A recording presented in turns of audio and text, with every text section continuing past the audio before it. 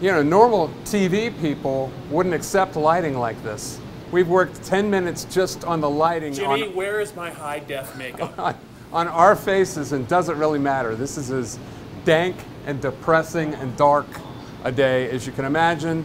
What did it end up, 62-0? 63-0. 63-0. Penn State over Massachusetts. I don't know what was accomplished today, Bob, except for Daquan Hardy. That was something different. That was something that can be used against legit opponents. What do you think? Yeah, I thought obviously Daquan's 2 punt returns for touchdowns was the story, but if you look a little bit closer, Harrison Wallace got through a game. He had been a nice weapon for them the first 2 games. Really couldn't do much since then. He was clearly, I thought he was close to 100%. He takes some of the pressure off Keandre Lambert-Smith.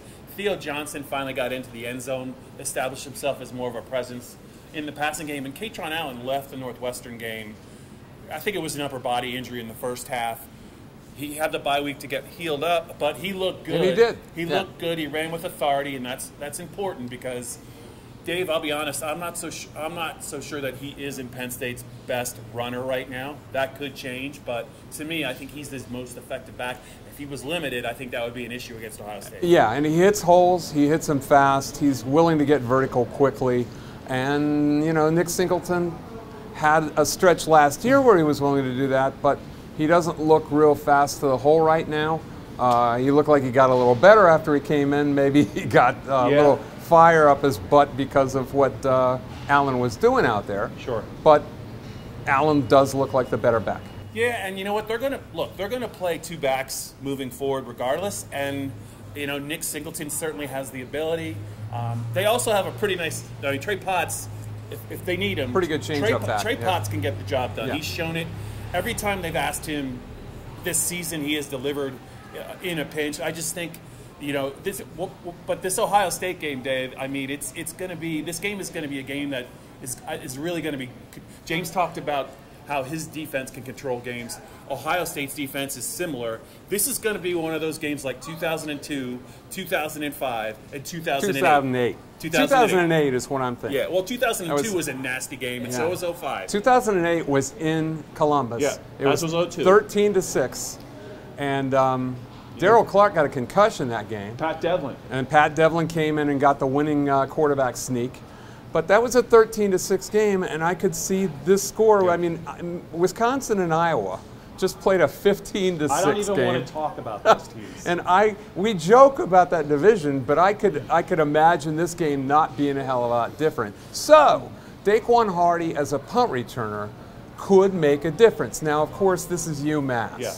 But the kid had a spark, and he got vertical quickly, and he's fearless. I was just talking to him. Yep. It's clear he's fearless, where these days punt returning has been so de-emphasized. Yep. It's been so risk-averse is the word for it.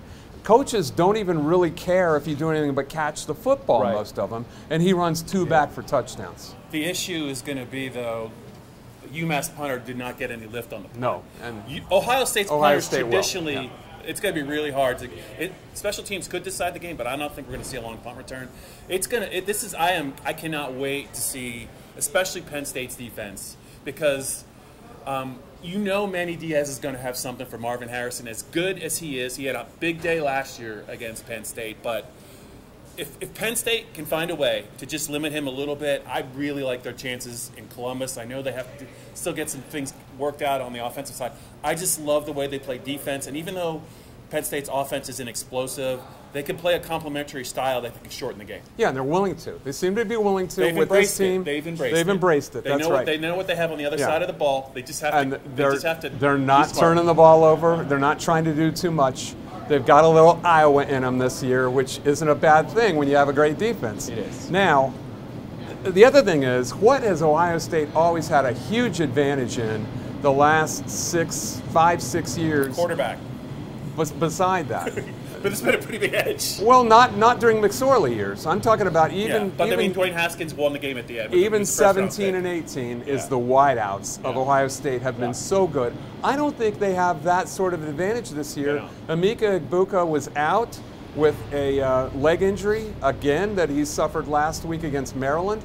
He didn't play today. Yep. He might not be 100%. It could be Harrison, who is spectacular, and a bunch of guys for Ohio State, which has never happened before. It's going to be a defensive game. It's going to be a nasty game. I don't think anything's going to change my mind. It will be, we mentioned 08, 05, 02. The 02 game was 13-7. That game was 13-6. I think there'll be more points because of the athletes on the field. But I just think that one of these defenses is going to win the game. And 05 was 17-10? 17-10 with Tom Bahali almost murdered the quarterback. I can see it too. I can see nobody's scoring 20. There's going to be a lot of nasty hits in this game. So it's going to be a game that's going to be won in the fourth quarter. And I think Penn State has the defense this year to go toe-to-toe. We will see, but we didn't learn a hell of a lot today against the Massachusetts Minutemen and most explosive team. Most explosive. What was that? James Franklin actually said with a straight face that his defense was smothering against the most explosive offense, and I don't know what the hell he was talking about. Well, they did play Iowa. It was nonsense. They did play Delaware. They are in the Big Ten. Anyway, they played Illinois. It's kind of true. That's it from Beaver Stadium until next weekend in Columbus. Adios.